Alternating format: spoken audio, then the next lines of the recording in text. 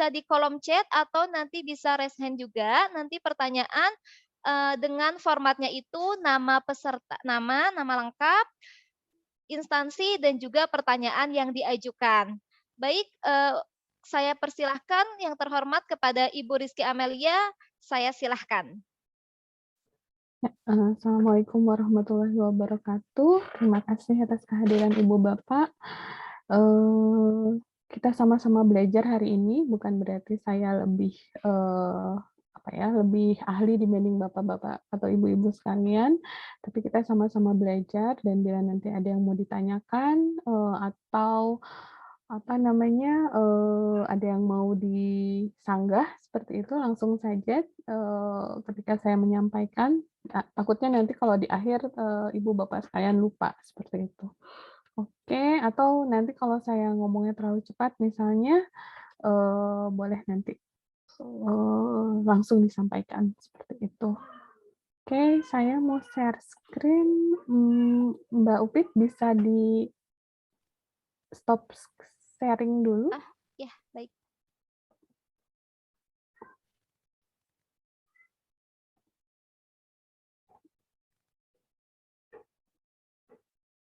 Oke.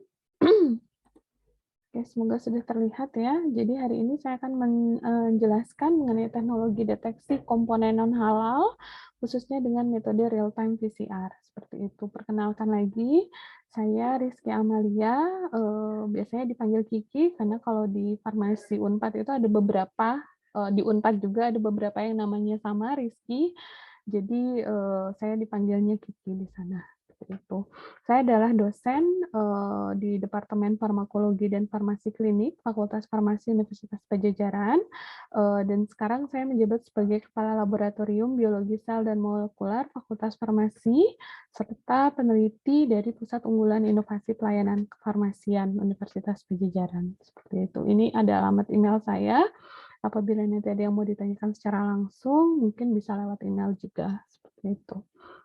Oke, ini pendahuluan saja. Seperti kita tahu bahwa Indonesia itu adalah negara dengan jumlah penduduk beragama Islam paling besar di dunia, seperti itu. Jadi sebesar 86,9% dari populasi di Indonesia itu adalah penganut agama Islam, seperti itu. Nah, kalau kita lihat di sini, berarti itu juga menunjukkan bahwa kalau kita lihat dari pendapatan per kapitanya seperti itu atau penggunaan pendapatan per kapitanya itu 49,114% itu merupakan digunakan untuk makanan. Dan tadi seperti kita tahu karena negara muslim terbesar seperti itu, maka concern terhadap halal itu menjadi suatu hal yang penting di Indonesia dan menjadi isu yang sangat penting seperti itu.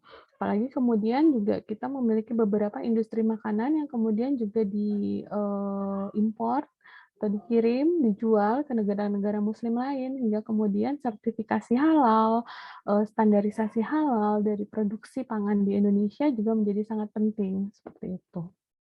Oke, ini adalah isu global, tantangan dan peluang dalam perdagangan halal. Seperti kita tahu bahwa tadi Indonesia merupakan memiliki penduduk muslim terbesar di dunia. Dari 2,25 miliar penduduk muslim dunia, itu lebih dari 230 jutanya itu ada di Indonesia.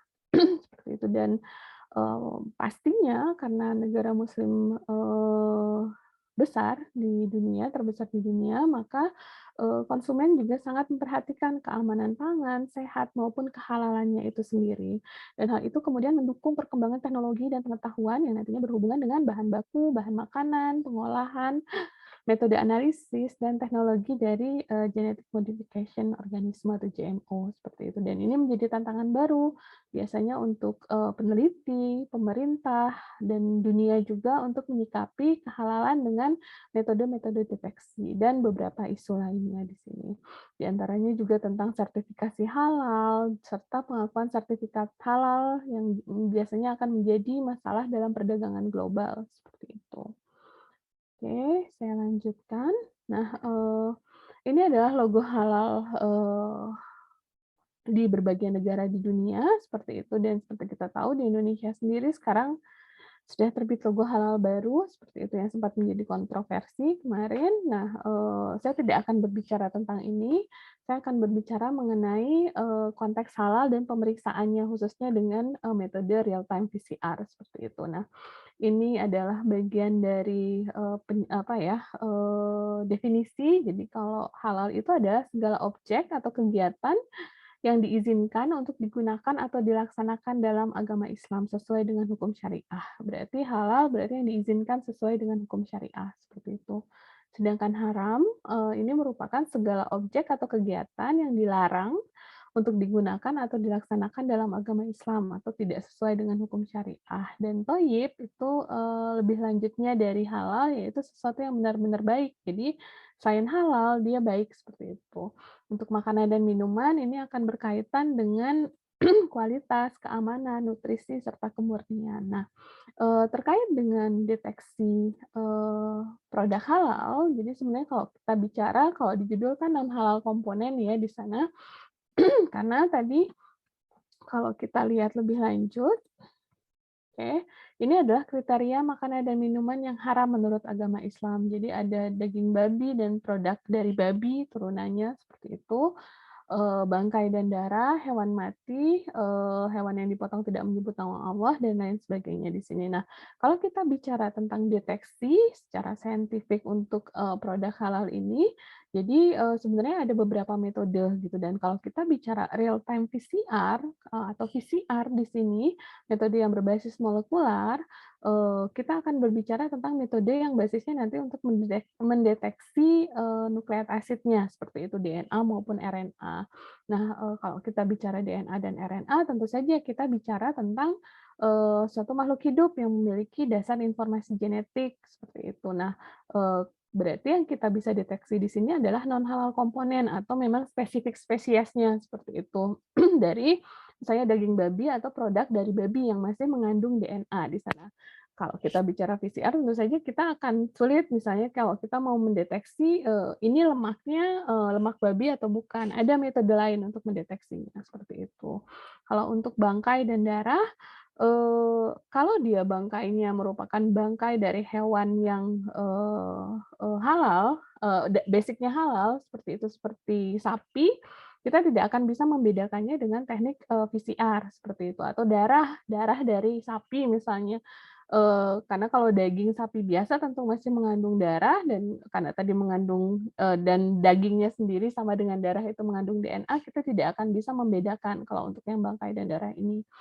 Hewan yang mati secara tidak baik juga kita tidak bisa bedakan dengan teknologi PCR, serta yang tidak dipotong tidak menyebut nama Allah ini juga tidak bisa. Ini berarti harus ada metode lain yang nantinya untuk memverifikasi kehalalannya atau apakah komponen ini haram atau tidak, seperti itu.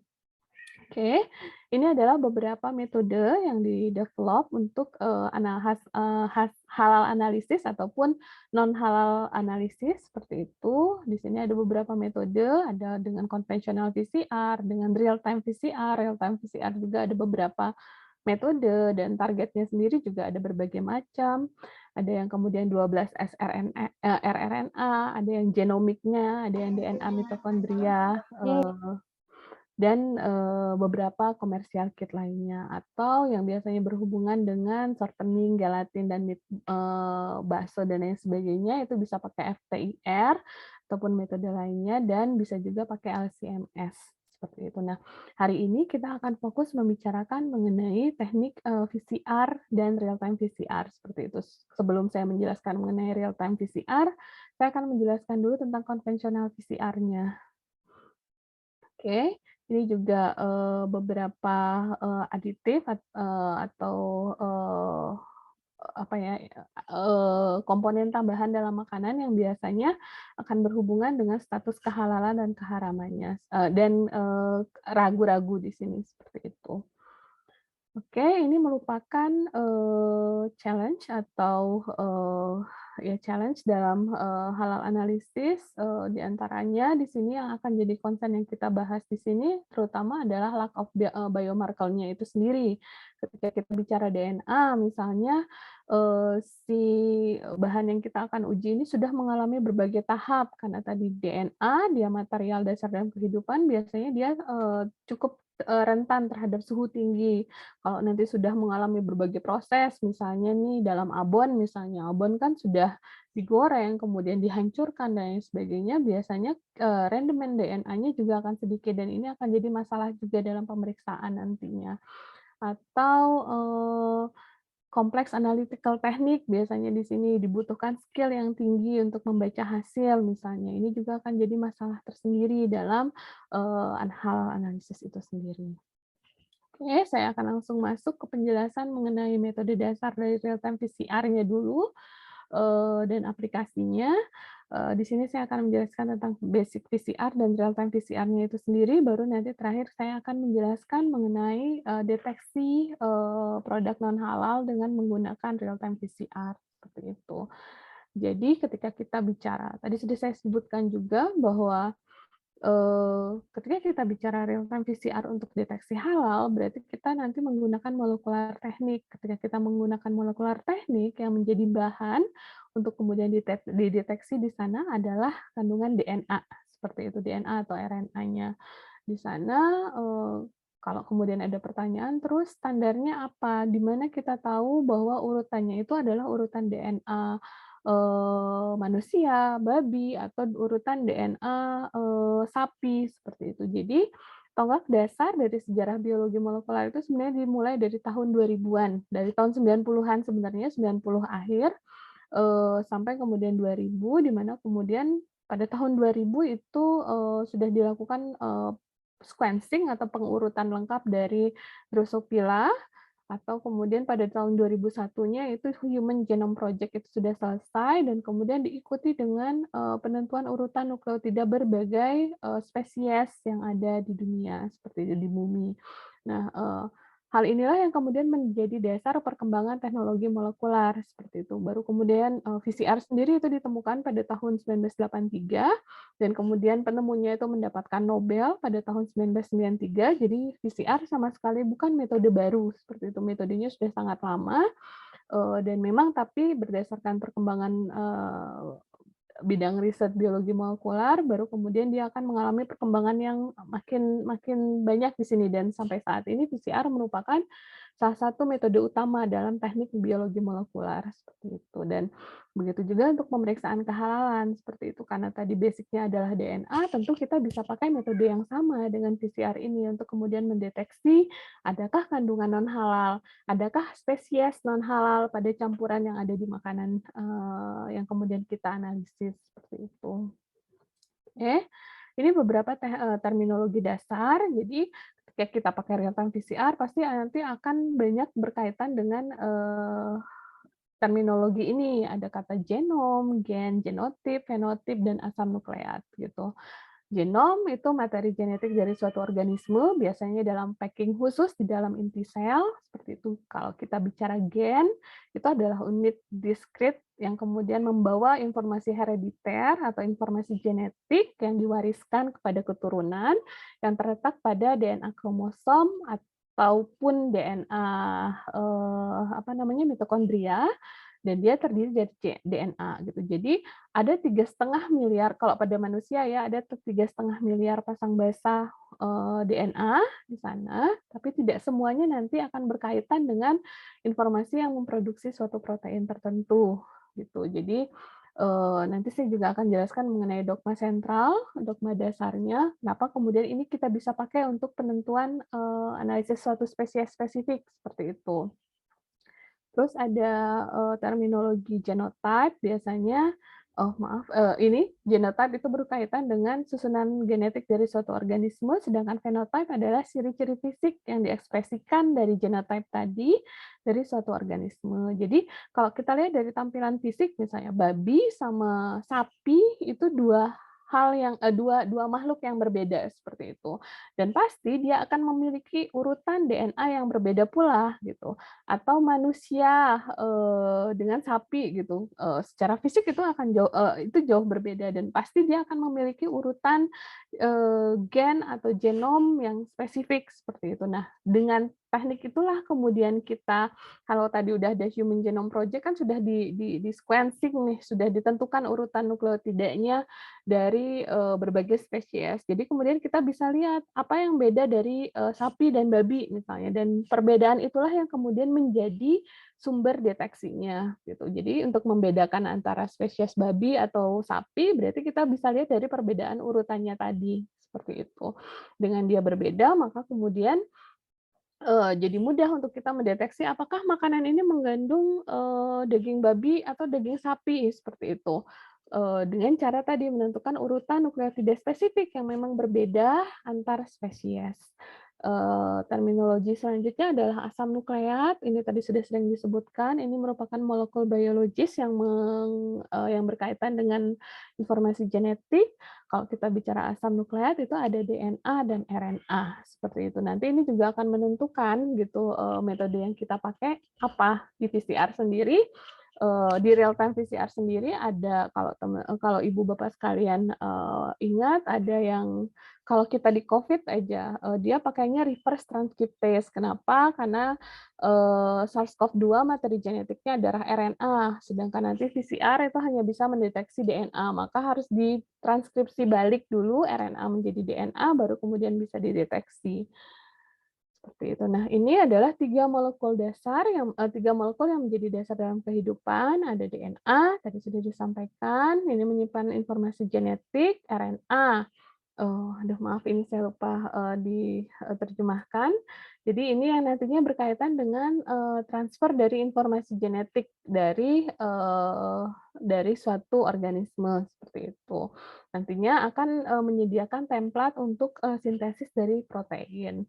Atau protein ini, banyak sekali di dalam tubuh kita, ini sebenarnya dikode oleh DNA tadi, seperti itu. Karena si DNA kan mengkode suatu protein spesifik, sedangkan enzim misalnya itu adalah suatu protein spesifik yang nantinya berperan di dalam tubuh kita untuk mengatur, metabolisme dan segala hal yang berkaitan dengan selular, metabolisme tubuh kita. Dan ini merupakan komponen utama dalam, tubuh. Nah, tadi saya sudah sampaikan DNA adalah kode dari kehidupan itu sendiri, seperti itu. Jadi, yang nantinya membedakan spesies babi dan spesies sapi itu adalah berbeda dari urutan DNA-nya, walaupun tidak karena dia sama-sama mamalia, pasti ada bagian yang sama. Tapi ketika kita ingin me me apa ya, melakukan analisis spesifik spesies, maka kemudian yang menjadi targetnya adalah si urutan DNA yang berbeda itu. Dan, perlu diingat bahwa kalau kita bicara DNA, itu ada 4 huruf yang kemudian menjadi, apa ya, huruf utamanya yang nantinya menentukan mRNA-nya apa, proteinnya apa, seperti itu. Di sini ada adenin, guanin, timin, dan sitosin. Perlu dicatat bahwa A itu berikatan, 2 ikatan hidrogen dengan timin dan, guanin itu berikatan dengan, 3 ikatan hidrogen dengan, sitosin, seperti itu, dan mereka saling komplement. Nah, kalau kita bicara DNA ini adalah, strukturnya, jadi ketika kita bicara struktur, ini bentuknya, kenapa kemudian disebut DNA, deoksinukleotida acid, seperti itu.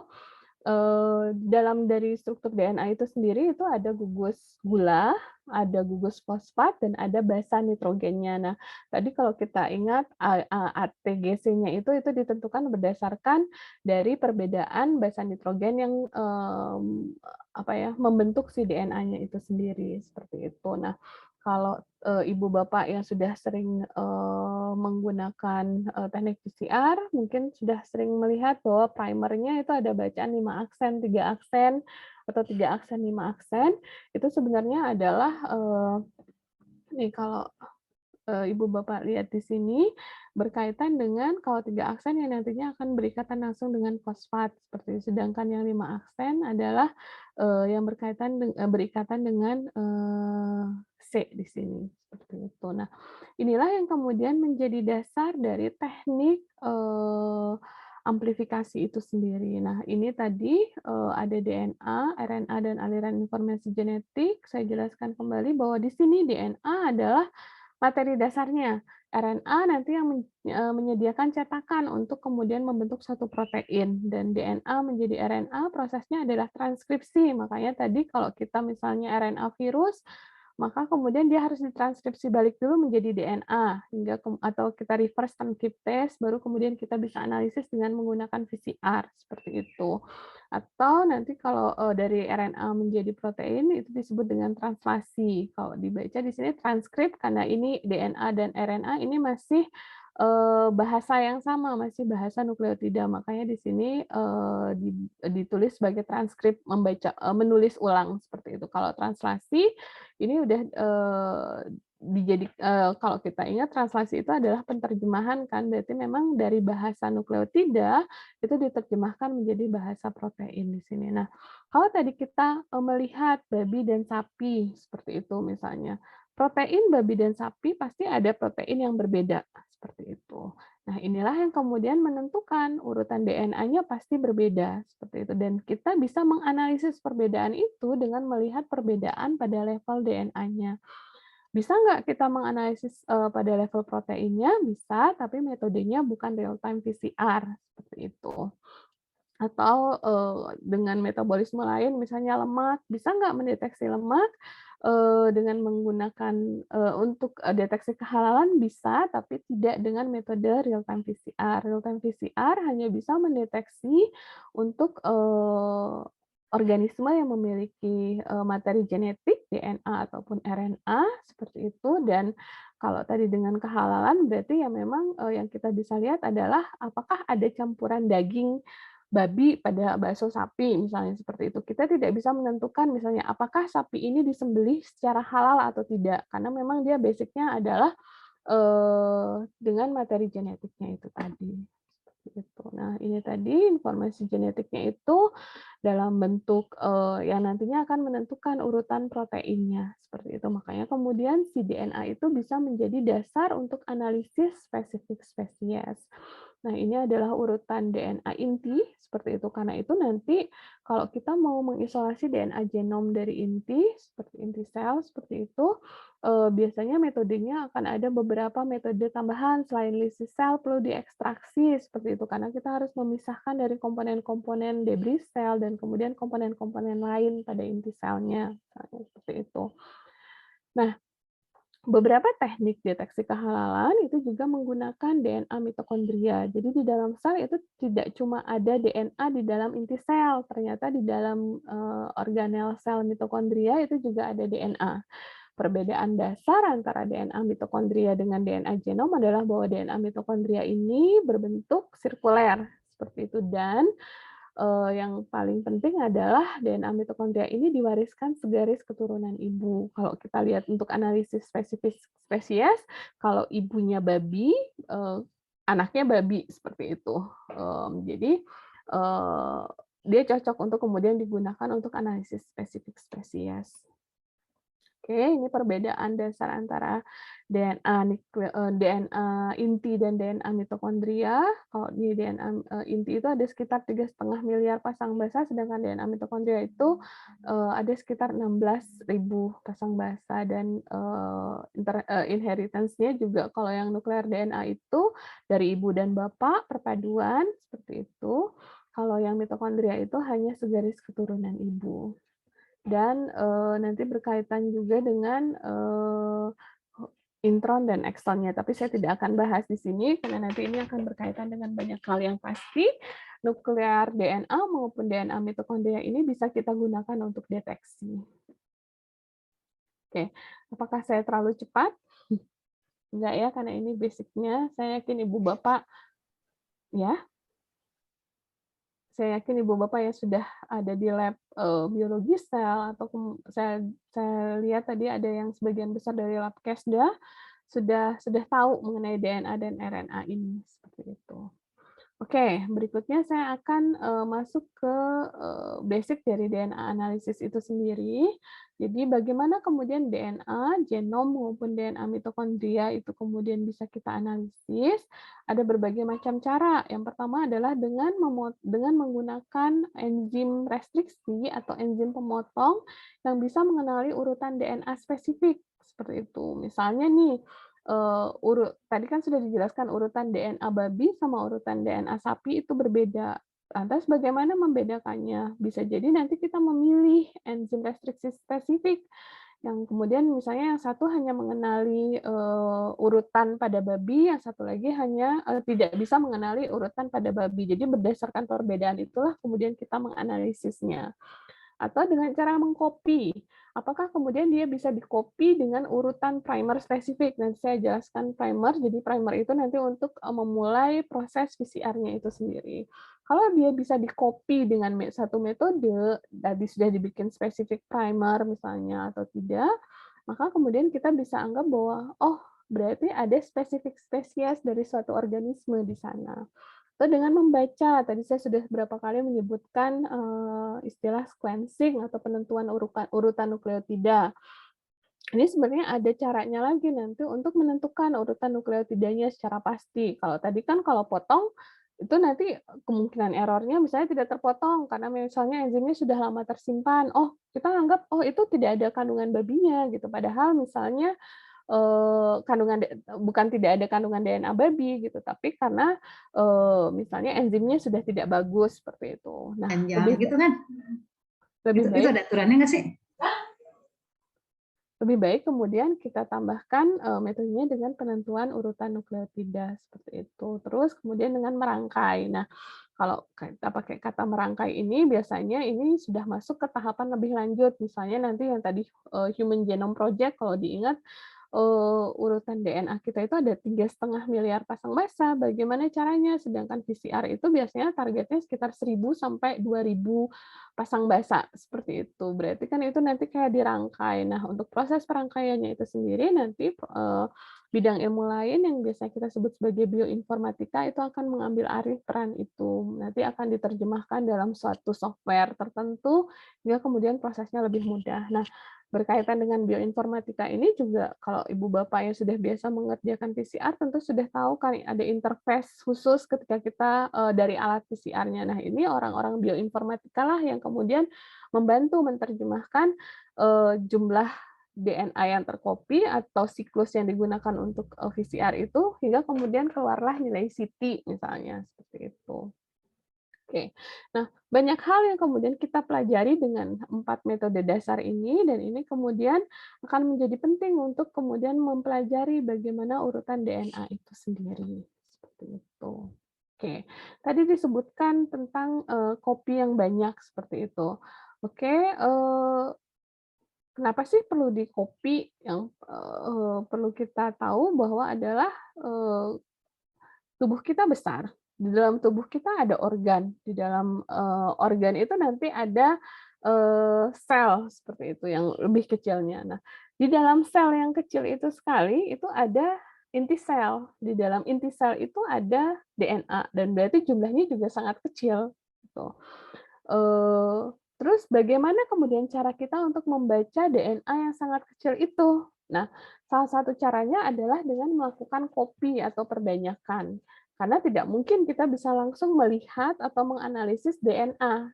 Mungkin, tapi kemudian metodologinya butuh lebih lebih, lebih ekstra. Nah, makanya kemudian kita perlu melakukan copy atau perbanyakan hingga kemudian proses analisisnya menjadi lebih mudah dan lebih cepat. Itu. Nah, untuk kemudian melakukan, apa, kopi ini, maka kemudian kita perlu membuat banyak salinan dari si pasang basa DNA ini sendiri. Nah, caranya dengan apa? Salah satunya adalah dengan PCR itu tadi. PCR yang tadi sudah disebutkan, ada denaturasi, annealing, dan elongasi tahapannya. Saya yakin ibu bapak kalau sudah sering menggunakan PCR, sudah setup PCR-nya, sudah tahu ada denaturasi antara 94 sampai 96 derajat Celcius, annealing, dan kemudian elongasi pada suhu 72 derajat Celcius. Kalau annealing ini sebenarnya disesuaikan dengan urutan primernya seperti itu. Oke. Kenapa sih ada tahapan denaturasi, annealing, dan elongasi? Sebenarnya ini berkaitan dengan bukan teknik, tahapan yang secara nature, secara alami ada di dalam sel itu sendiri, seperti itu. Di sana kan ada dalam sel itu ada proses yang tadi dalam dogma sentral kalau dilihat yang paling ujung yang replikasi, ada proses perbanyakan si DNA sendiri yang kita tahu sebagai istilahnya itu adalah proses replikasi. Nah, proses PCR ini sendiri ini sebenarnya meniru secara in vitro teknik perbanyakan dari proses replikasi itu sendiri. Makanya PCR itu juga disebut sebagai in vitro amplification atau in vitro replication seperti itu. Kalau di dalam sel itu ada berbagai macam enzim yang kemudian nanti membantu proses-prosesnya ini, kalau dengan PCR ini akan dibantu oleh enzim dan suhu. Enzimnya di sana hanya ada satu, yaitu DNA polimerase. Sedangkan suhunya ini nanti yang akan membantu proses pemisahan hingga kemudian dia bisa di-copy. Seperti itu. Oke, apa sih kegunaan PCR itu? Saya yakin Ibu Bapak belakangan selama masa pandemi ini sudah sangat sering mendengar istilah PCR gitu. Walaupun tadi sudah dijelaskan bahwa PCR itu bukan metode yang baru. PCR itu sudah ada dari tahun 1983 seperti itu. Ininya ya prototipenya. Dan kemudian mulai banyak digunakan itu dari tahun 95-an sampai sekarang. Nah, kegunaan PCR itu banyak sekali, bisa digunakan untuk forensik. Kalau Ibu Bapak ingat ketika misalnya ada pesawat yang jatuh, biasanya nanti dia akan melakukan tes forensik untuk kemudian melihat kecocokan DNA dengan orang tuanya atau dengan anak atau dengan saudara seperti itu. Juga bisa digunakan untuk mendeteksi genetic modified organisme yang kemudian dideteksi pada makanan misalnya, atau kalau yang ini sering juga, kalau yang sering nonton sinetron ada paternity testing atau tes DNA sering disebutnya seperti itu. Itu juga menggunakan PCR basicnya. Atau untuk arkeologi, kalau yang pernah nonton Jurassic Park misalnya, di sana kan sangat jelas kemudian dia melihat ada urutan DNA, ada yang disatukan seperti itu. Basicnya adalah dia tahu bahwa untuk tahu bahwa ini tuh suatu organisme itu baru atau sudah ada dari ribuan tahun yang lalu. Ada perbedaannya nggak dengan spesies yang sama di saat ini. Biasanya ini arkeologi juga menggunakan teknik PCR ini seperti itu karena basicnya adalah dia mengambil DNA dari organisme-organisme lampau yang kemudian tertimbun di tanah. Untuk diagnostik penyakit yang pasti PCR, kalau teman-teman ingat, kalau Ibu Bapak ingat selama pandemi ini juga banyak sekali digunakan untuk diagnostik gitu. Kalau PCR yang untuk COVID kan dia pakai reverse transcriptase PCR ya, dan kemudian dideteksi dengan real time PCR. Sedangkan ada beberapa penyakit misalnya yang basicnya DNA, misalnya kanker akibat dari mutasi spesifik, itu juga bisa dideteksi dengan teknik PCR ini. Atau untuk treatment penyakit, biasanya untuk yang hepatitis, untuk tahu bahwa lot virusnya ada berapa nih, seperti itu dengan PCR juga, karena nanti kita bisa tahu copy number dari si virusnya itu sendiri. Atau bisa juga untuk konservasi hewan, misalnya untuk kita tahu bahwa hewan-hewan yang hampir punah misalnya, atau juga tumbuhan gitu. Jadi kita bisa tahu perbedaan spesifik dengan keluarga terdekatnya seperti apa. Nah, yang berkaitan dengan halal itu yang digunakan adalah deteksi spesifik spesies, misalnya pada hewan tadi untuk membedakan antara ini DNA sapi atau DNA babi ya, ini mengandung daging babi atau daging sapi ya, atau adakah campuran daging babi pada pada bakso yang diklaim sebagai bakso sapi misalnya. Nah, itu bisa dengan menggunakan PCR ini. Jadi dia bisa mendeteksi spesifik spesies. Nah, kalau dilihat dari benang merahnya semua di sini, yang pasti dia harus punya bahan yang kita akan analisis dengan PCR ini harus masih punya DNA dan atau RNA seperti itu. Karena basicnya itu. Dan nanti akan diperbanyak dengan teknik PCR ini. Oke. Tadi tahapannya sudah dijelaskan, ada denaturasi. Fungsinya untuk apa? Untuk memecah ikatan hidrogen. Tadi saya sempat jelaskan, eh, antara basa A dengan T ada 2 ikatan hidrogen, G dengan C ada 3 ikatan hidrogen. Denaturasinya pakai apa? Di sini pakai suhu. Kenapa harus didenaturasi? Biar nanti primer ini bisa masuk untuk proses perbanyakan atau copy dari urutan DNA ini. Primer itu apa?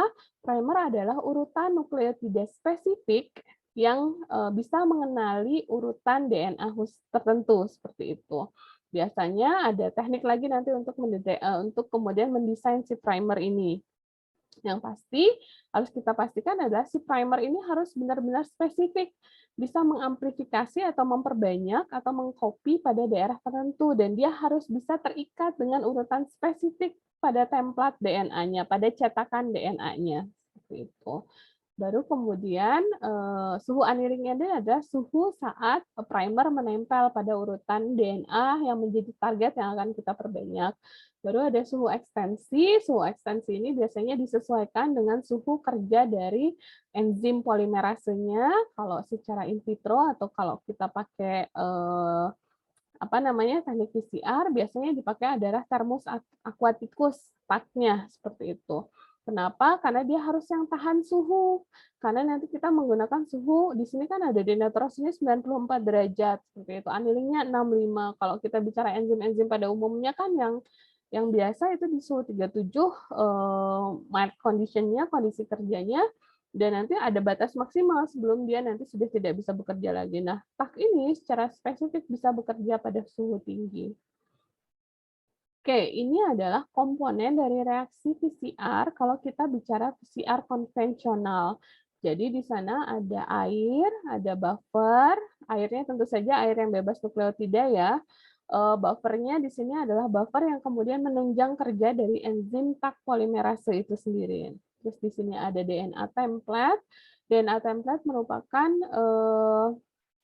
apa namanya cetakan hasil dari ekstraksi DNA. Jadi sebelum PCR ini, nanti saya akan jelaskan juga di belakang, ada tahap ekstraksi DNA-nya. Nah, ekstraksi DNA-nya ini biasanya dilakukan dengan tahapan lisis, kemudian pemurnian DNA. Karena kalau kita hanya lisis selnya, nanti semua debris sel, DNA semuanya akan ada di sana seperti itu. Karena itu kemudian perlu dimurnikan lagi seperti itu.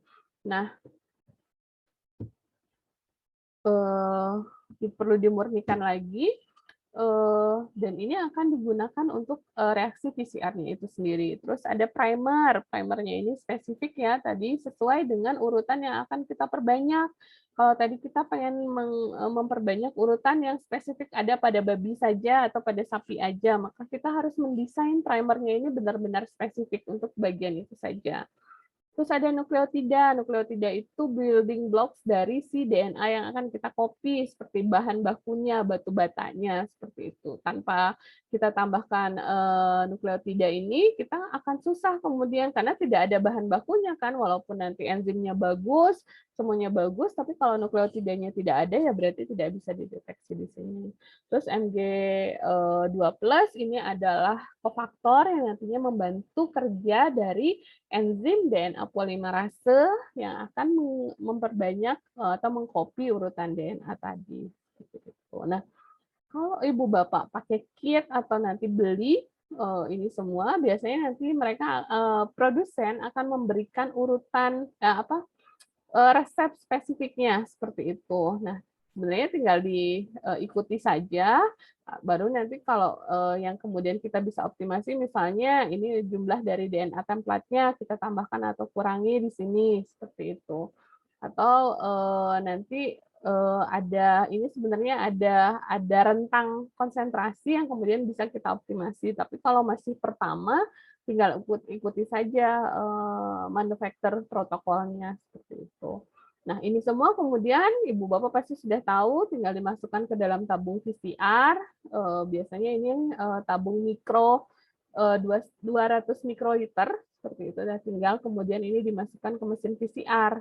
Nah, satu hal yang saya pesan kepada Ibu Bapak ketika mengerjakan analisis dengan metode real time PCR maupun PCR secara konvensional adalah pastikan bahwa pipet mikro yang Ibu Bapak gunakan itu tepat seperti itu. Karena tadi kalau kita lihat di sini konsentrasinya sangat kecil, volumenya sangat kecil kan.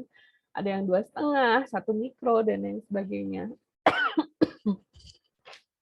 Tanpa kemudian pipet mikro yang bagus gitu, yang memang mampu untuk dan kemudian terawat untuk kemudian mempipet jumlah yang sangat kecil ini, akan agak sulit kemudian kita bisa menghasilkan hasil analisis yang tepat.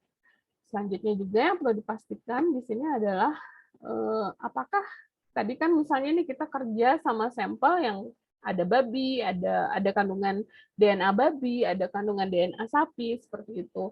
Kita perlu yakin apakah si mikropipet kita terkontaminasi atau tidak.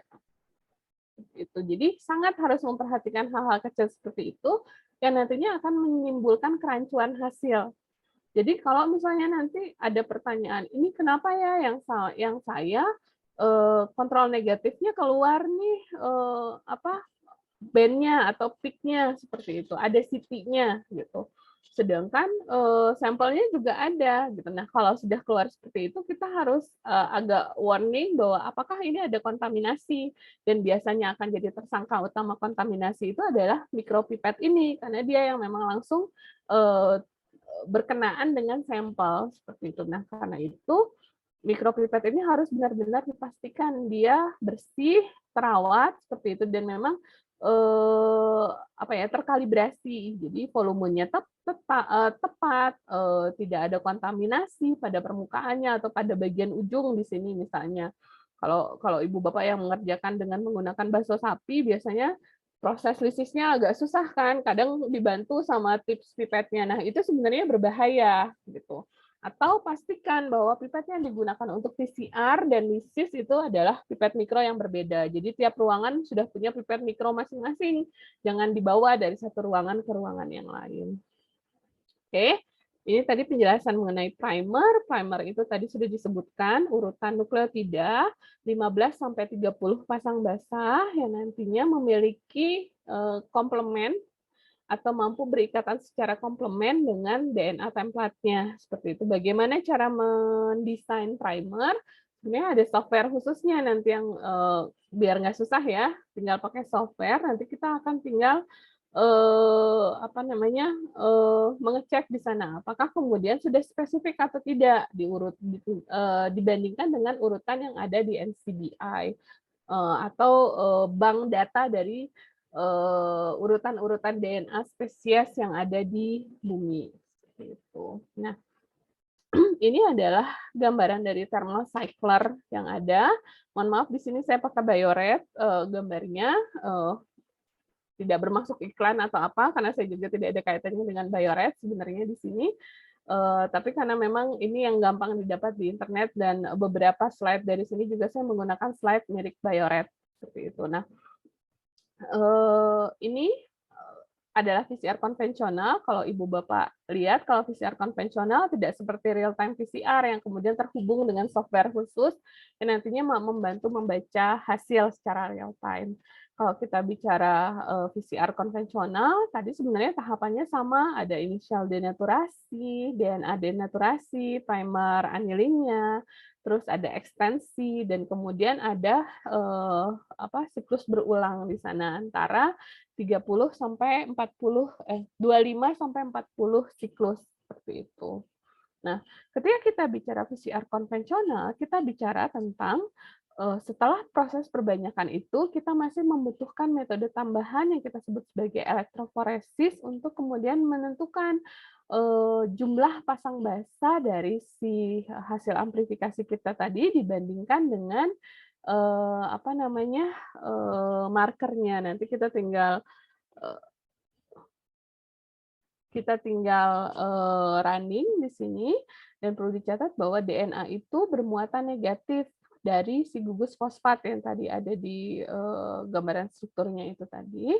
Maka kalau kita lewatkan pada medan listrik, dia akan bergerak ke arah kutub positif, seperti itu. Nah, untuk kemudian memisahkannya berdasarkan berat molekul atau panjang pendeknya dari hasil amplifikasi jumlah pasang basanya, itu nanti kita menggunakan polimer yang, bisa kita buat seperti itu, biasanya dalam bentuk gel agarosa, yang dia memiliki urutan crosslink tertentu yang masih bisa dilewati oleh DNA. Dan kalau itu tadi setelah dilewatkan pada medan listrik, dia akan bergerak ke arah, kutub positif, di mana kemudian yang urutan pasang basanya lebih kecil akan bergerak lebih cepat dibandingkan yang besar, dan berdasarkan itulah kemudian kita memisahkan si DNA ini, hingga kemudian nanti misalnya kita tambahkan ethidium bromide, itu adalah intercalation agent yang nantinya bisa memendarkan si DNA-nya di atas UV, maka kemudian kita akan lihat band-band seperti ini dan kita lihat apakah ini sudah sesuai atau tidak dengan band target kita, seperti itu. Oke, ini hasil visualisasinya. Jadi nanti akan ada beberapa target di sini sesuai dengan hasil desain primer. Nah, ini juga kemudian menjadi tahap awal untuk kemudian menentukan apakah ini sudah sesuai atau tidak dengan apa namanya desain primer kita. Oke, masuk selanjutnya ke real time PCR. Tadi sudah ada basicnya PCR. Real time PCR ini sebenarnya merupakan modifikasi dari PCR.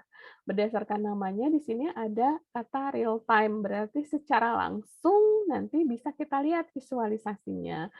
PCR-nya sama, prosesnya dia bisa mengamplifikasi atau memperbanyak fragmen DNA tertentu, dan kemudian real time PCR ini memungkinkan kalau tadi PCR konvensional kita harus pakai tahapan tambahan yang kita sebut sebagai, apa namanya, elektroforesis itu tadi untuk mengetahui, sudah sesuai atau tidak nih target kita, atau kalau yang untuk deteksi misalnya ada atau tidak nih target kita gitu, atau kosong, seperti itu. Nah, real time PCR tanpa menunggu tahapnya selesai, kita bisa langsung lihat seperti itu hasilnya saat reaksinya masih berlangsung.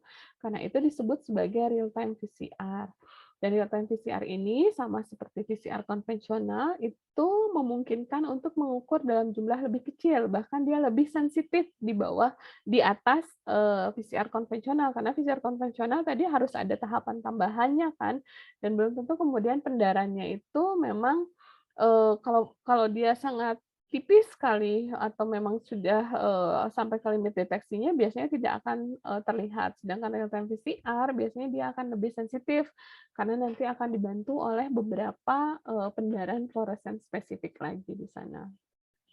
Oke, kegunaan real time PCR itu hampir sama dengan PCR konvensional, tapi, dia memiliki tambahan beberapa, kemampuan lainnya. Biasanya dapat digunakan untuk analisis ekspresi gen dengan mengisolasi mRNA-nya, karena tadi mRNA itu adalah cetakan untuk, protein, seperti itu kita bisa melihat seberapa besar suatu protein atau suatu mRNA terekspresi, seperti itu. Kalau DNA kan dia cuma materi genetiknya aja, tidak mewakili jumlah protein, seperti itu.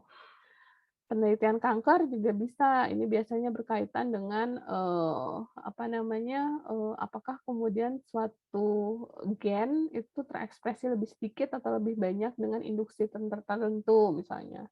Terus juga penelitian obat untuk melihat efektivitas obat terhadap ekspresi protein tertentu.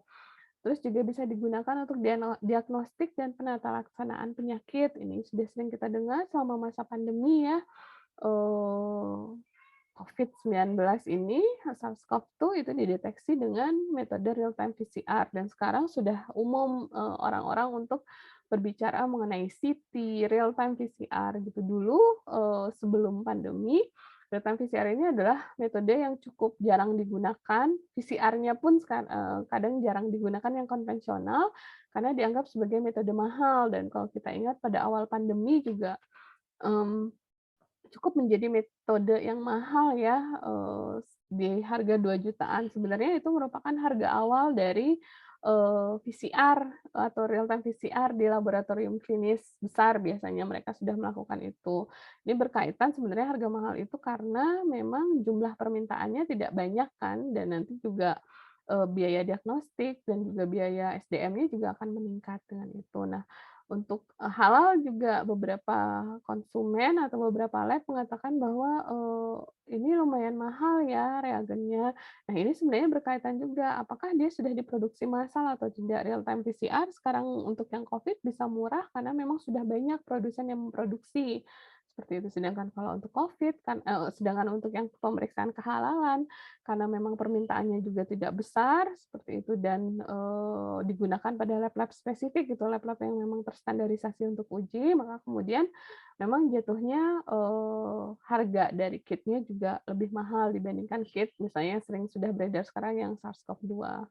Terus juga, bisa digunakan untuk kuantifikasi virus, pengujian makanan, yang berhubungan dengan transgenik, maaf di sini salah tulis, dan spesifik spesies, seperti itu, pemulihan hewan dan tumbuhan, serta penentuan kopi number. Nah, ini tadi, real time PCR bisa kita gunakan untuk spesifik spesies gitu, nanti dengan membuat spesifik primer dan spesifik probe kalau nanti metodenya yang spesifik dari sini. Oke, lantas bagaimana real time PCR itu bekerja? Tahapannya sama, dengan PCR konvensional, di sana harus ada primer, harus ada DNTP, dan harus ada thermal, cycler, seperti itu, dan ada templatenya. Tahapan selanjutnya, ini semua dimasukkan dalam satu reaction tube, microtube, baru kemudian ada tahap denaturasi, annealing, dan ekstensi, seperti itu. Dan ini berulang, dan ulangannya inilah yang kemudian dideteksi. Oke, kalau kita pakai PCR konvensional, kita tidak akan tahu nih tahapan-tahapan ini semua, kopi pertama itu menghasilkan berapa DNA, kopi kedua berapa, seterusnya sampai misalnya 40 siklus, seperti itu. Kita tidak akan mendapatkan gambarnya sampai kemudian reaksi itu selesai dan kemudian kita masukkan ke alat elektroforesis. Nah, kalau real time, karena tadi namanya adalah real time, maka kita akan bisa langsung melihat, prosesnya itu sendiri. Oke, kalau tadi, PCR konvensional kita butuh, agar-agar gel, maka kalau yang PCR, kalau agar-agar gel kan nanti imaging-nya kan kita lihatnya dari seperti ini ya, seperti itu. Nah, kalau real time PCR ini semua akan diwakilkan dengan, grafik CT, seperti itu. Oke, untuk memahaminya, kalau kita lihat di sini, ini kontrolnya, ini adalah jumlah, DNA hasil amplifikasinya. Kalau kita lihat ini, itu, lebih tidak terang, ini lebih terang dibandingkan ini dan ini. Kalau kita kuantifikasi, maka kita akan lihat bahwa yang tengah ini memang lebih terang dibandingkan yang lain, seperti itu. Atau kalau yang ini seolah-olah kalau kita lihat sama ya, gitu, nggak ada bedanya gitu. Walaupun secara kuantifikasi nantinya biasanya dengan software lain, itu akan terlihat ada bedanya kok, ini walaupun pendaranya sama, tapi luasannya lebih besar, berarti dia lebih banyak DNA hasil amplifikasinya. Oke, lantas bagaimana membaca hasil PCR? Seperti itu, real time PCR. Misalnya nih, tadi sih komponen-komponennya templat, DNTP, enzim, primer, kalau ada probe berarti probe-nya ditambahin, itu dimasukkan dalam satu tabung reaksi, satu tabung mikro, maka kemudian kita akan, ketika sudah dimasukkan ke alat, dia akan, langsung masuk ke siklusnya, seperti itu. Misalnya ada siklus 25, kalau kita lihat dengan alat registrar PCR nanti akan ada kenaikan, seperti itu. Misalnya sudah ada yang teramplifikasi, maka akan ada kenaikan pada siklus ke-25-nya, seperti itu. Atau pada siklus 23 juga sudah terlihat, 25 makin banyak dan seterusnya. Perlu dicatat bahwa kenaikannya itu eksponensial karena tadi kan, perbanyakan DNA-nya satu itu dari satu menjadi 2, 2 menjadi 4, 4 menjadi 8, 8 menjadi 16, seterusnya seperti itu, ada doubling time-nya. Nah, dan seterusnya, seperti itu, sampai kemudian ada jumlah tertentu. Tapi kalau kita bayangkan, berarti kalau di-copy terus, maka dia akan terus ada nilainya dong, akan langsung makin tinggi, seperti itu. Ternyata tidak, perlu dicatat bahwa di dalam, apa namanya, di dalam tabung ini kan tadi ada jumlah enzim yang terbatas, ada jumlah DNA yang terbatas, templatenya ada jumlah DNTP yang terbatas, maka nanti dia akan ada keadaan di mana kemudian dia, menjadi maksimum jumlahnya karena sudah tidak ada lagi building blocks-nya. Makanya ini, kurva sigmoid ini merupakan kurva khas dari real time PCR, seperti itu. Oke, kalau lihat dari kuantifikasinya, misalnya nih, untuk membedakan jumlah templatenya berbeda dengan satu yang lain, ini nanti akan menandakan misalnya nih kalau pada DNA babi gitu ya, ada kandungan DNA babi pada suatu makanan seperti itu. Jumlahnya itu kalau dengan real time PCR secara relatif bisa kita lihat apakah dia banyak atau sedikit. Seperti itu. Itu, bisa dilihat dengan CT-nya, siklus threshold-nya, seperti itu. Di sini misalnya, ada yang merah dan yang warna hijau di sini. Yang merah pada siklus kedua 3 itu sudah ada 250.000 kopi, sedangkan yang hijau, pada siklus 23 sudah ada 1.000 kopi. Kalau kita lihat berarti merah ini akan mencapai 1.000-nya pada siklus ke-25 kan, sedangkan, yang warna hijau 1.000-nya pada siklus ke-23. Nah, ini adalah gambarannya kalau kita lihat. Si yang merah ini 1.000-nya untuk mencapai, 1.000 misalnya 1.000.000 di sini dia membutuhkan, siklus yang lebih banyak dibandingkan dengan yang hijau, karena jumlah templatenya yang hijau ini lebih banyak dibandingkan yang merah. Atau gampangnya kalau pakai analogi yang, Covid seperti itu, sudah menjadi pengetahuan umum sekarang bahwa titik kecil itu melambangkan jumlah virus yang, oke kalau kita kuantifikasi ya bukan deteksi biasa, eee, titik kecil itu menandakan jumlah virus yang lebih sedikit dibandingkan jumlah virus yang lebih banyak dibandingkan dengan CT yang besar, seperti itu. Sebenarnya itu adalah mewakili bahwa untuk mencapai misalnya 1.000.000 kopi, kalau dia lebih sedikit, dia membutuhkan lebih banyak siklus dibandingkan dengan yang jumlah templatenya lebih banyak. Dan kalau kita lihat di sini yang hijau misalnya pada siklus ke-8, 28 baru kemudian mencapai 1.000, maka nanti CT-nya akan semakin kecil.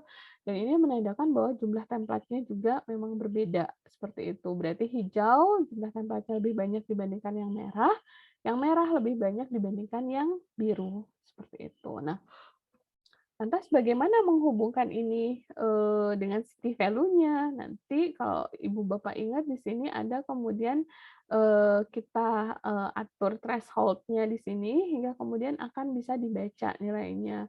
Kalau yang tadi yang hijau itu city-nya adalah 23, berarti pada siklus ke-23 dia mencapai jumlah kopi 1.000.000, yang merah itu jumlah siklus, CT-nya adalah 25, berarti dia untuk mencapai 1.000.000 misalnya dia membutuhkan, 25 siklus dan yang 28 itu membutuhkan yang biru membutuhkan 28 siklus untuk mencapai, jumlah kopi 1.000.000. Oke. Nah, inilah yang kemudian, terlihat di sini CT dibandingkan dengan log copy number, dia akan membentuk grafik yang, turun seperti itu, bukan naik, karena dia berbanding terbalik di sini. Oke. Nah, seberapa sensitif real time PCR? Sangat sensitif, bahkan kadang sinyal kopinya pun itu bisa dideteksi di sini. Karena itu untuk penentuan, kandungan babi pada makanan, metode ini, cukup, banyak digunakan, seperti itu. Karena kalau kita ingat, mau ada sedikit atau banyak misalnya campuran, daging babi pada suatu bakso, tetap saja, si bahan makanan itu haram, seperti itu. Karena ada kandungan babi di dalamnya gitu dan, dengan teknik real time PCR ini dia cukup sensitif karena dia bisa mendeteksi copy number dari si, DNA, dari si daging babi itu sendiri, seperti itu.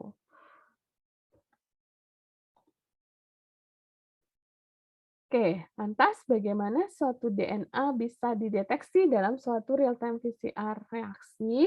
Yang pertama, dia menggunakan fluorescence. Jadi kalau pada alat real-time PCR itu dia memiliki fluorescence detector seperti itu dan proses dari amplifikasinya ini sendiri nanti akan melibatkan probe atau dye tertentu yang nantinya bisa dideteksi oleh detektor fluorescence pada alat. Gitu. Atau ada yang metodenya ethidium bromide yang kemudian pada PCR real time itu dipasarkan sebagai cyber green reagent. Ini sebenarnya tekniknya sama dengan ethidium bromide, dia bisa masuk ke urutan DNA double strand, seperti itu. Karena tadi kita lihat bahwa perbanyakan DNA itu akan menghasilkan DNA double strand dengan kopi sesuai dengan jumlah siklusnya gitu. Jadi makin banyak kopinya, maka nanti, makin banyak pendarahan akibat masuknya si intercalation agent, agen interkalasi, chemical interkalasi ke dalam struktur double strand DNA kopi yang terbentuk, seperti itu. Atau nanti, ya ini, si ethidium bromide atau cyber green ini memiliki kemampuan untuk terikat pada double strand DNA, seperti itu, hingga menghasilkan, spesifik, iluminasinya yang kemudian akan menghasilkan spesifik wavelength yang bisa dideteksi oleh detektor fluorescence-nya, seperti itu. Nah, ini, gambaran dari cyber green dan ethidium bromide-nya. Jadi dia bisa masuk ke sela-sela urutan double strand dari si DNA-nya ini, seperti itu. Atau nanti juga ada yang kemudian menggunakan fluorescence dye maupun, probe, seperti itu. Kalau fluorescence dye tadi kan tergantung dari double strand dari yang intercalation dye, dia akan masuk ke double strand dari si DNA-nya. Sedangkan kalau probe, nanti, kita perlu mendesain primer dan probe di sini, yang kemana kemudian ketika proses amplifikasi terjadi, maka kemudian si probe-nya ini akan melepaskan, reporternya yang kemudian akan dideteksi di sini oleh alat. Seperti itu, dan ini juga bisa digunakan untuk kuantifikasi. Kalau ibu bapak yang pernah menggunakan PCR, COVID, biasanya dia akan menggunakan probe ini. Dan untuk yang, lab halal juga biasanya menggunakan teknik yang probe ini. Makanya kemudian ada reagen-reagen yang harus kita lindungi dari cahaya, karena tadi dia memiliki, apa namanya, probe ini yang memang sensitif terhadap cahaya, seperti itu. Nah, ini adalah, tipe instrumen, yang ada pada real time PCR. Jadi kalau kita bicara, real time PCR itu adalah PCR konvensional plus plus seperti itu, di mana kemudian ada thermal cycler, ini sama dengan yang kemudian PCR, konvensional biasa, tapi kemudian di dalam si real time PCR ini ada optical modul deteksinya di sana, yang bisa mendeteksi fluorescence, dari tube-nya itu pada saat reaksi terjadi. Terus juga di dalamnya plus yang kedua adalah komputernya, di mana kemudian, sudah dilengkapi dengan software yang nantinya bisa men-translate fluorescence data itu menjadi, result dalam bentuk CT tadi, seperti itu, sudah dalam bentuk grafik. Oke, ketika kita bicara alat ini, yang perlu sangat diperhatikan adalah ketersediaan fluorescence yang ada pada alat kita, gitu. Kalau sekarang sebenarnya kalau COVID itu lumayan banyak ya, apa namanya, eee detektor pada alatnya gitu. Biasanya sudah ada 4 detektor, sudah lumayan lengkap gitu. Eee, Sebelumnya biasanya alat itu dijual cuma dengan 2 detektor fluorescence saja, seperti itu. Jarang yang kemudian lengkap sampai 4 atau memang ada alat-alat yang bisa, di-upgrade fluorescence-nya, fluorescence detektornya, seperti itu. Nah, ketika ibu bapak memilih kit, perhatikan detektor fluorescence pada masing-masing alat yang ibu bapak miliki. Gitu. Harus yakin dan harus harus ada detektor fluorescence sesuai dengan yang ada di kit. Misalnya nanti kontrolnya pakai hex misalnya, terus apa namanya, kalau ada babinya, ada DNA babinya, maka dia pakai, Sci5 misalnya. Nah, itu juga harus dipastikan apakah ada si detektor dua dua tadi, fix dan, apa, Cy5 itu pada alat ibu bapak. Kalau tidak ada berarti itu tidak kompatibel dengan alat ibu bapak. Walaupun, misalnya alatnya, si reagennya open system misalnya, tapi perlu diperhatikan apakah alat kita sesuai atau tidak dengan itu, gitu. Tapi sekarang saya yakin setelah, Covid rata-rata sudah memiliki, alat dengan, fluorescence yang lengkap, seperti itu ya. Oke. Nah, tahapan dari VCR itu sendiri itu adalah setup protokol, terus juga ada, setup layout-nya, collection data. Jadi ini tadi hasil campurannya kita masukkan ke alat, dia akan mengkoleksi data dan selanjutnya analisis dari data itu sendiri. Kita akan lihat apakah ada kenaikan peak atau tidak.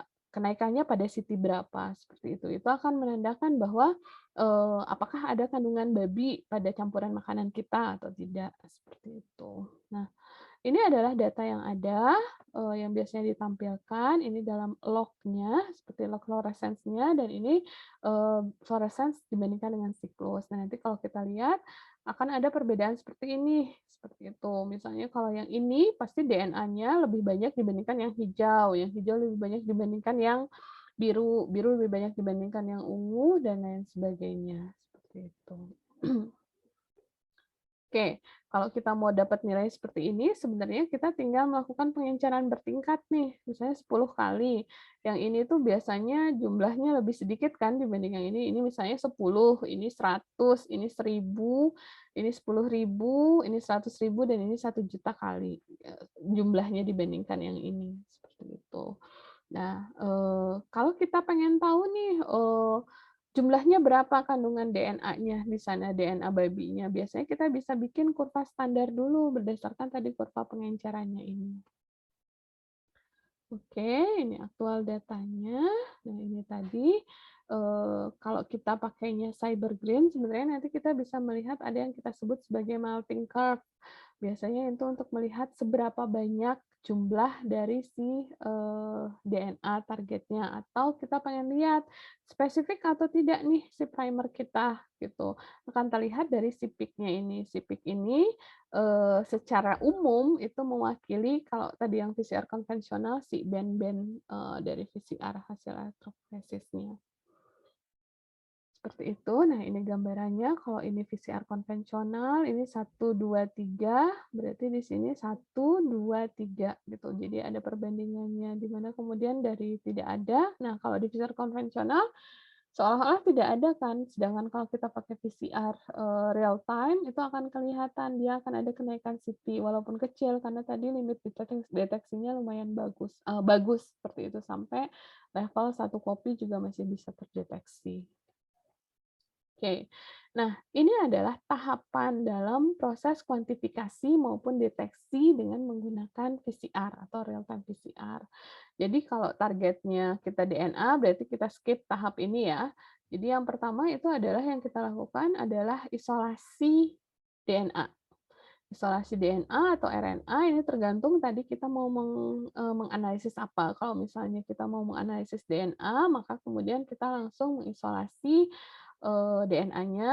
Kalau dari makanan, misalnya untuk deteksi halal, maka kita akan bisa langsung mengisolasi dari daging yang mau kita cek ini daging apa, atau kalau dari makanan, misalnya dari bakso, berarti baksonya itu yang kemudian kita baksonya pertama atau dagingnya kita hancurkan dulu, baru kemudian kita lakukan isolasi DNA-nya di dalam, seperti itu. Sampling metodenya berbagai macam, kalau tadi dari makanan sebenarnya tinggal ambil makanannya dan kemudian kita akan analisis. Atau kalau dia masih dalam bentuk daging atau bakso, berarti kita harus ada tahapan tambahan untuk kemudian menghancurkan bakso dan dagingnya itu tadi, hingga kemudian lebih mudah untuk dilisis selnya, seperti itu. Terus ada metode ekstraksi di sini. Ekstraksi itu kemudian untuk mendapatkan kemurnian spesifik gitu. Kalau ini kan lisis saja, sampling, maka kemudian kita akan langsung masuk ke ekstraksinya. Nah, ekstraksinya itu nanti setelah lisis, dia kemudian akan dimurnikan hingga kita hanya mendapatkan DNA atau RNA saja. Kalau yang dianalisis ada RNA, maka kita perlu tahapan lanjutan yang disebut sebagai reverse transcriptase untuk membentuknya menjadi DNA, karena PCR hanya bisa mendeteksi DNA, baru kemudian masuk ke tahapan PCR-nya itu sendiri. Oke. Ini tadi tentang desain probe-nya itu sendiri, jadi ada sebenarnya ada tambahan bidang keilmuan lagi untuk mendesain bukan bidang keilmuan, tambahan, apa namanya, materi lagi untuk desain primer maupun desain dari si probe-nya ini sendiri. Tapi kalau ibu bapak sudah pakai kit, itu biasanya kita tidak perlu memikirkan tahapan ini, karena ini semua pasti sudah dicek dan divalidasi oleh, produsen dari si, kitnya itu sendiri untuk meyakinkan bahwa dia memang efektif hanya untuk mendeteksi atau efisiensi, PCR-nya itu khusus hanya untuk, gen targetnya saja, seperti itu. Oke, kita akan masuk ke materi, selanjutnya yaitu tentang deteksi komponen non halal pada makanan dengan real time PCR. Jadi yang pasti, ada berbagai cara sebenarnya untuk menentukan kandungan, non halal pada makanan, seperti itu. Misalnya di sini yang tadi sudah saya banyak ceritakan adalah mengenai DNA based teknologi atau, teknologi molekular di sini. Biasanya pakai PCR, RT-PCR, RFLP. RFLP ini yang tadi pakai enzim, kalau Ibu Bapak yang ingat waktu saya cerita tadi yang pakai enzim restriksi, itu bisa pakai RFLP, Restriction Fragment Length Polymorphism atau LAMP di sini. Ini, sudah banyak digunakan juga ya untuk yang COVID gitu, atau metode yang memang bisa mendeteksi dengan spesifitas yang paling tinggi adalah real time PCR, seperti itu. Kalau protein based teknologi, berarti nanti dia mendeteksi protein spesifik yang hanya ada pada hewan-hewan non halal, seperti itu. Babi misalnya, itu dengan, protein based teknologi ini bisa pakai ELISA, immunosensor, maupun protein MS.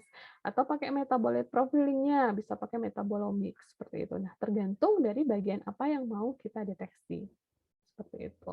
Kelebihan kekurangannya apa dari masing-masing ini? Kalau PCR tentu saja karena tadi dia hanya, dia merupakan metode deteksi nukleotida, maka kita hanya bisa mendeteksi yang ada sel atau bahan yang kemudian memiliki nukleotida.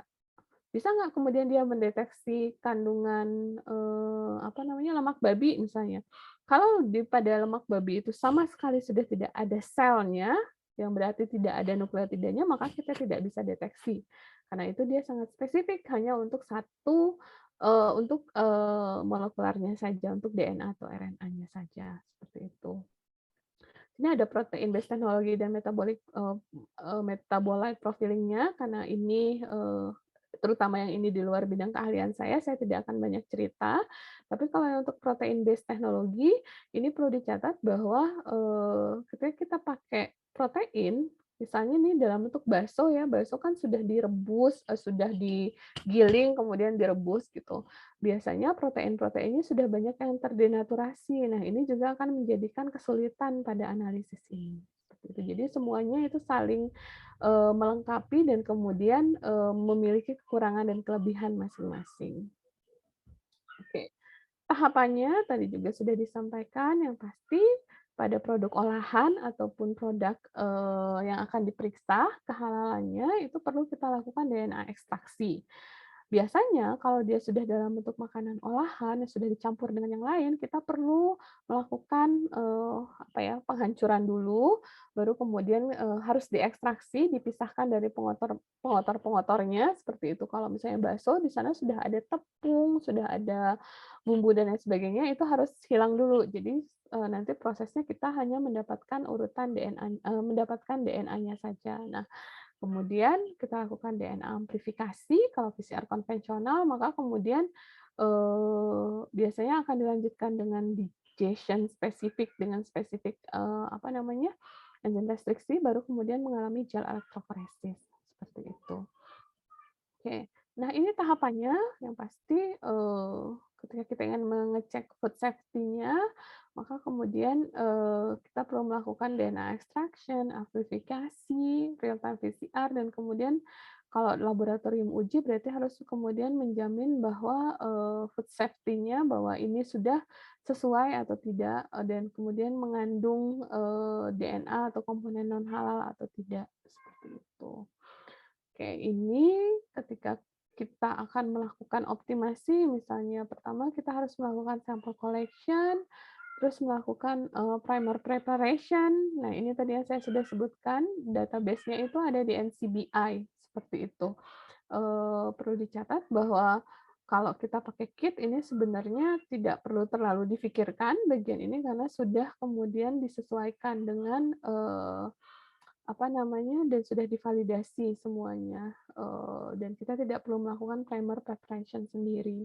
Kemudian ada amplifikasi, biasanya dia multiplex karena nanti harus ada, primer yang untuk kontrolnya, primer yang untuk, hasil untuk PCR-nya, untuk targetnya, misalnya babi atau sapi, baru kemudian, kita lihat, di sini, seperti itu validasinya. Atau bila dengan real time PCR, sebenarnya ada beberapa cara, kalau step-nya tadi sama, eee, pengambilan sampel, ekstraksi, real time, dan running, real time PCR preparation-nya dan running instrumennya. Paling beberapa tahap yang perlu Ibu dan Bapak pahami adalah perbedaan dari ekstraksinya juga, dan tadi kalau untuk PCR berarti harus sangat diperhatikan apakah probe-nya sesuai dengan alat kita atau tidak. Kalau untuk ekstraksi, sebenarnya ada beberapa metode ekstraksi. Ada ekstraksi yang manual, kalau ibu bapak yang pernah mengerjakan, ekstraksi biasa tinggal pakai protein sekat, terus tinggal, eee, ekstraksi dengan, presipitasi etanol misalnya seperti itu, atau ada beberapa kit yang pakai, seperti kolom, seperti itu. Nanti dia ekstraksinya tetap pakai protein asekat, tapi kemudian nanti tahap pemurniannya dia ada kayak, kolom kromatografi kecil seperti itu, hingga nanti DNA-nya bisa termurnikan. Nah, kalau kita pakai kolom, yang perlu diperhatikan adalah, eee, karena nanti dia kayak ngelewatin saringan gitu, maka Eee, apa, misalnya bakso itu harus benar-benar halus, kalau enggak nanti dia bisa menghambat proses flow dari si proses pemurniannya. Atau yang lebih gampang, saya ngambil contoh ini dari internet, jadi tidak untuk mempromosikan produk ini, misalnya kita pakai magnetik seperti itu. Ini sebenarnya sudah banyak digunakan untuk yang COVID, jadi kita tinggal pakai magnetik spesifik yang nantinya mampu mengikat DNA seperti itu, dan nanti pemurniannya tinggal menggunakan magnetik, siklus dari magnetic bead-nya itu sendiri, dan setelah itu tinggal masuk ke PCR dan pembacaan data, dan seterusnya. Oke, ini tadi saya kembali ingatkan tentang challenge dari hal analisis ini sendiri, bahwa kalau yang berkaitan dengan deteksinya adalah kompleksitas analitik teknisnya tadi. Kalau kita lihat kalau real time PCR berarti kita membutuhkan, skill yang tinggi gitu, mulai dari, proses ekstraksinya, proses, pencampuran, apa namanya, komponen PCR-nya, pembacaan hasil PCR-nya, seperti itu. Terus juga, kompetensi dari analisnya juga ini sangat dibutuhkan yang tinggi, seperti itu. Nah, biasanya untuk makanan olahan ini akan berkaitan dengan biomarkernya sudah hilang gitu. Maka nanti akan berkaitan dengan limit deteksi dari si, PCR-nya itu sendiri. Nanti CT-nya jadi sangat besar seperti itu atau sudah di luar rentang. Walaupun sebenarnya ada gitu, tapi kemudian tidak dapat terdeteksi. Oke, mungkin cukup dari saya. Selanjutnya mungkin kalau ada yang mau ditanyakan dalam sesi diskusi, maka akan lebih mudah mungkin kalau ada yang, tidak dipahami atau saya bisa jelaskan berdasarkan case yang ada di lab Ibu Bapak sekalian. Demikian dari saya. Wassalamualaikum warahmatullahi wabarakatuh.